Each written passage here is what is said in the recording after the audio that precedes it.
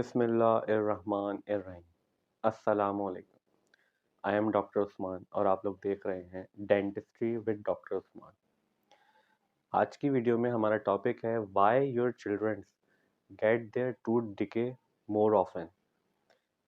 ऐसा क्या वजूहात हैं जिनकी वजह से आपके जो बच्चे होते हैं, अब यहाँ पे हम बच्चों की बात कर रहे हैं तो बच्चों से हमारा मुराद आ जाता है जो भी लोग 6 साल से बड़े हैं और 11 साल तक की उम्र तक डेंटिस्ट्री में, क्योंकि इस तरह के केसेस ज़्यादा आते हैं। तो उसकी क्या वजूहात हैं कि आपके जो बच्चे होते हैं वो उनके दांतों में जल्दी कीड़ा लग जाता है। तो आज हम उसके बारे में बात करेंगे डिटेल से। देखिए, अक्सर पेरेंट्स हों या पेशेंट जितने भी हमारे पास डेंटिस्ट्री में क्लिनिक्स के पास आते हैं, तो उनमें ज़्यादातर जो होते हैं वो इसी एज ग्रुप के बच्चे होते हैं और उनके पेरेंट्स जो है वो बार-बार उनको डेंटिस्ट के पास ले जाना पड़ता है उनके पेन की वजह से और डिफरेंट कंडीशंस की वजह से, जिससे वो टूथ डिके से सेव हो सकें या उससे प्रिवेंट हो सके। देखिए, हमारे पास जब भी कोई इस एज ग्रुप का बच्चा या कोई बच्ची हमारे पास आता है डेंटल ट्रीटमेंट के लिए क्लिनिक्स के ऊपर, तो हम कोशिश करते हैं कि उनको गाइड इस तरह से करें, उनको प्रिकॉशंस इस तरह के दें कि उनको दोबारा ना आना पड़े।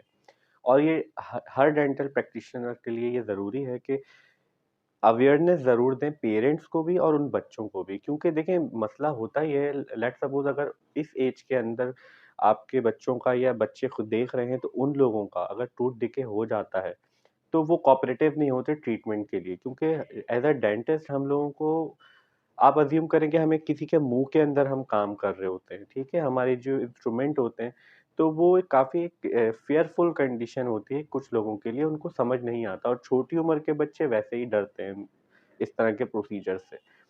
तो आज की वीडियो हमारी जो बनाने का मकसद ये है कि हम इन टॉपिक्स पे बात करें कि आप कैसे प्रिवेंट कर सकते हैं अपने बच्चों को कि उनके दांतों में खराब ना हो या उनकी इस तरह की टूथ डिके की सिचुएशंस जो होती है। कभी-कभी ऐसा देखा जाता है कि मल्टीपल टूथ जो होते हैं वो उनके बच्चों के दांत मुँह के अंदर डेंटिशन के अंदर वो प्रॉब्लम कर रहे होते हैं। समहाउ उनको केरीस लगी हुई होती है। जो कीड़ा लगना होता है दांतों में उसको हम केरीस कहते हैं अपनी डेंटिस्ट्री के अंदर।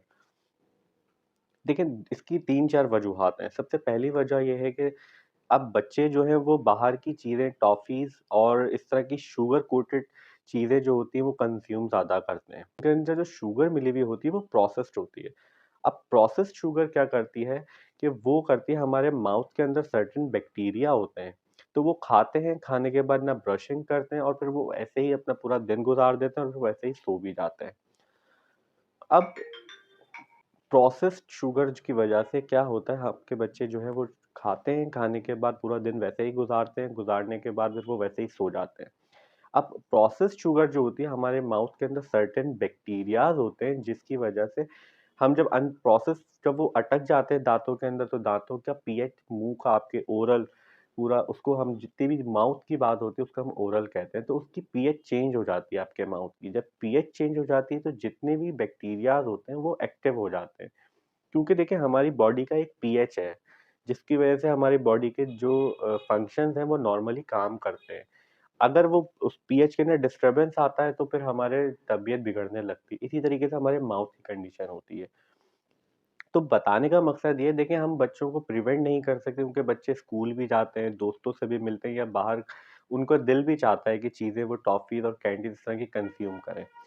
मगर आप ये चीज़ ज़रूर देखें कि अगर वो टॉफ़ीज़ और कैंडीज़ अगर कंज़्यूम कर रहे हैं, पहली बात तो ये है कि वो अच्छी क्वालिटी की हो। कोशिश करें कि अगर आप अच्छी क्वालिटी की उनको प्रोवाइड करें, कि चॉकलेट्स हों, कैंडीज़ हों या फिर कोई इस तरह की भी चीज़ें। दूसरी चीज़, इम्पोर्टेंट चीज़ ये है, देखें अगर ऐसा होता है बच्चे खाते हैं, उनको आप अक्सर पेरेंट्स क्या होता है वो बहुत सारी उनको घर में लाके जो है चीज़ें या टॉफ़ीज़, कैंडीज़ लाके दे देते हैं, मगर फिर वो स्लोली खाते रहते हैं। इस चीज़ से देखिए, आप बच्चों को अगर रोक नहीं सकते इस चीज़ से, तो इसका हल ये होता है कि आप जब वो खा रहे हो तो उनसे आप बोलें कि आप एक ही टाइम पे, चाहे आपको 3 खानी है, 4 कैंडीज़ खानी है या 2 चॉकलेट खानी है, जितनी भी, आप एक ही टाइम पे खा लें। और जब वो खा लें तो उसके बाद फिर आप उनकी ब्रशिंग करवा दें। तो उनको इस चीज़ की आदत डालें। इस चीज़ की आदत होने की वजह से क्या होगा कि उनके टूथ जो है वो डिके नहीं होंगे बार-बार, क्योंकि आपने जितनी भी जो चीज़ें उनके दाँतों में फँसी थी, वो रह गई थी, वो सारी चीज़ें रिमूव हो जाएँगी, तो माउथ का पीएच वापस नॉर्मल पे आ जाएगा। तो आप लोगों को इन चीज़ के हवाले से अपने बच्चों को भी एजुकेट करना चाहिए और हर डेंटिस्ट को भी, ये इतने छोटे बच्चे जब आएँ तो उनको ये बात बतानी चाहिए उनके पेरेंट्स को भी। क्योंकि बच्चे ट्रीटमेंट नहीं करवाते, अगर लेट्स सपोज़ उनका टूथ डिके हो जाता है तो वो काफ़ी पेनफुल कंडीशन होती है उनके लिए। दूसरी इम्पोर्टेंट बात ये है, देखें हमारा जो दाढ़ होती है, सबसे पहली दाढ़ जो होती है वो 6 साल की उम्र में पक्की दाढ़ आ जाती है, जिसको हम असल दाढ़ कहते हैं आम ज़बान के अंदर, जो परमानेंट डेंट टूथ होता है वो आ जाता है। अब इतना 6 साल की उम्र के अंदर बच्चा इतना समझदार नहीं होता कि हम अगर उसको एक बार चीज़ को बताएँ और वो उसको समझ जाए और वो उसी पे अमल करने लग जाए, क्योंकि बच्चा होता है वो इसी वजह से। तो पेरेंट्स को ये चाहिए कि वो उस पे निगरानी रखें, इस तरह के उसके बार-बार उस चीज़ को उनको रिपीट करें, उनको बताएँ या उनको सामने खड़े होके उनकी ब्रशिंग हैबिट्स को चेक करें। उनकी जो कंज़्यूम करते हैं या वो स्कूल में जब वो जाते हैं तो वो क्या-क्या चीज़ें ले रहे हैं, उनको इस चीज़ के बारे में रिस्ट्रिक्ट करें।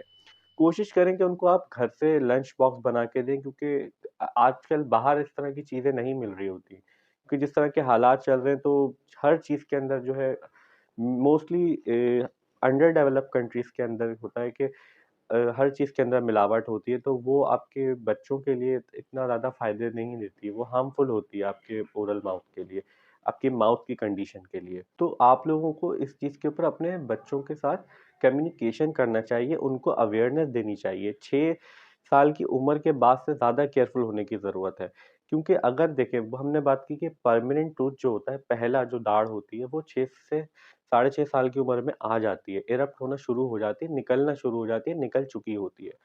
तो ज़्यादा चांसेस होते हैं इसी उम्र के अंदर, 6 से 11 साल की उम्र के अंदर बच्चे जो है ज़्यादा इस तरह की चीज़ें कंज़्यूम करते हैं जो शुगर कोटिंग होती हैं, या चॉकलेट्स, टॉफ़ीज़, कैंडीज़ जो भी आप कह लें।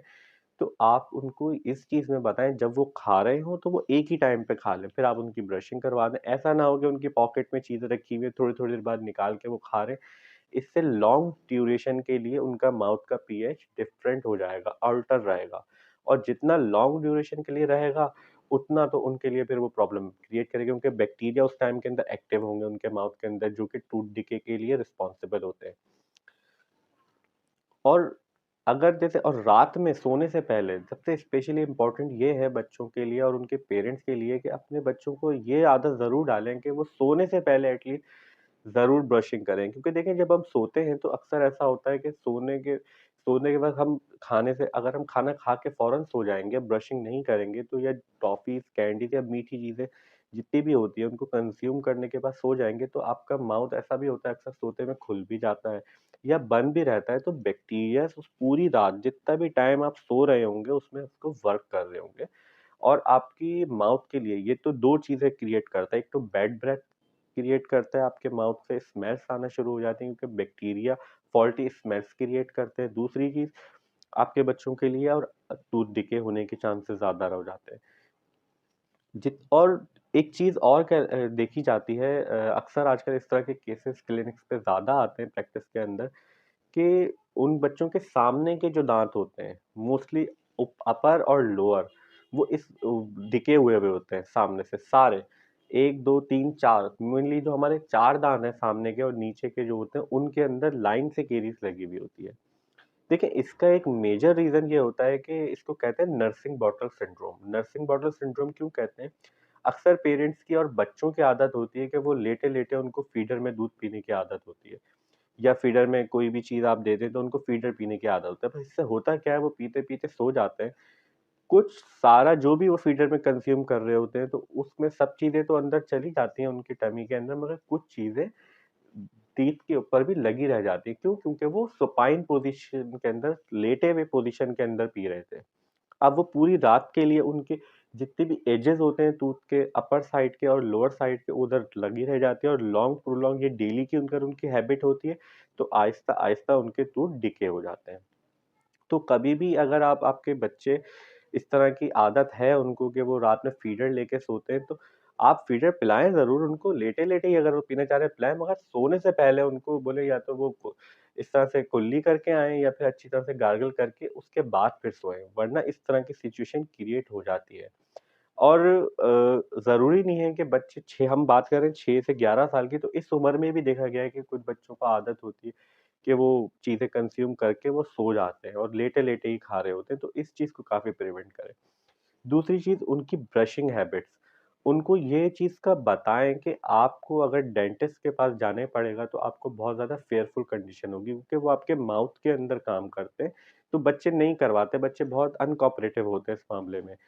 तो उनको जब आप इस चीज़ों के बारे में अवेयर करेंगे तो वो खुद इस चीज़ की केयर करेंगे, ताकि वो उनको डेंटिस्ट के पास जाना ना पड़े। अक्सर पेरेंट्स जो है वो नेग्लिजेंस करते हैं, वो अपनी मसरूफियात की वजह से, या वो भूल जाते हैं, या वो इतना फ़ोकस नहीं कर पाते अपने बच्चों की ओरल हेल्थ के बारे में। तो ये चीज़ इसलिए ज़रूरी थी क्योंकि अक्सर लोग इस बारे में सवाल करते हैं कि बच्चों के टूथ जो है वो बहुत जल्दी डिके हो जाते हैं, उसके बाद फिर वो ट्रीटमेंट भी नहीं करवाते। हम उसकी हेल्प नहीं कर पा रहे होते, तो हमें बहुत ज़्यादा बुरा लगता है, जितने भी डेंटिस्ट या डेंटल प्रैक्टिशनर होते हैं, और लगना भी चाहिए, क्योंकि अगर कोई पेशेंट आपके पास आ रहा है और तकलीफ़ में है और आप उसको इस तरह से, तो पेरेंट्स बहुत परेशान हो रहे होते हैं उस सिचुएशन के अंदर कि उनके लिए हम कुछ कर नहीं पा रहे। तो इसका बेहतरीन हल यही है कि आप इसको प्रिवेंट करें कि ऐसी चीज़ें हो ही ना। स्टडीज सजेस्ट करती हैं कि 40 टू 47% ऐसे लोग हैं जो रात में बच्चे, इस एज के बच्चे जो हैं वो ब्रशिंग किए बगैर सो जाते हैं, और उनको ज़्यादातर इस तरह की सिचुएशन आती हैं। तो इस चीज़ का वीडियो बनाने का मकसद ये है कि आप इस चीज़ के बारे में अवेयर हों, आपको पता लगे, और इस चीज़ से आप अपने बच्चों को फ्यूचर लाइफ के अंदर सेव कर सकें, और खुद के लिए भी आप भी अपने चीज़ों को, आप खाने के बाद अगर आप इस तरह की हैबिट्स हैं आपके अंदर कि आप खाते-खाते सो जाते हैं या ब्रशिंग नहीं करते, तो इस चीज़ को आपको थोड़ा-सा केयरफुल रहने की ज़रूरत है, ताकि आपको डेंटिस्ट के पास ना जाना पड़े और आपकी इस तरह की कोई सिचुएशन क्रिएट ना हो। तो हमारी आज की वीडियो जो थी वो यहीं तक थी। आई होप कि जो नॉलेज हमने प्रोवाइड किया है वो आपके लिए हेल्पफुल होगी, और अगर ये नॉलेज हेल्पफुल हो तो प्लीज़ वीडियो को लाइक कीजिए, चैनल को सब्सक्राइब कीजिए। मिलते हैं नेक्स्ट वीडियो में। जब तक के लिए अल्लाह हाफ़िज़। टेक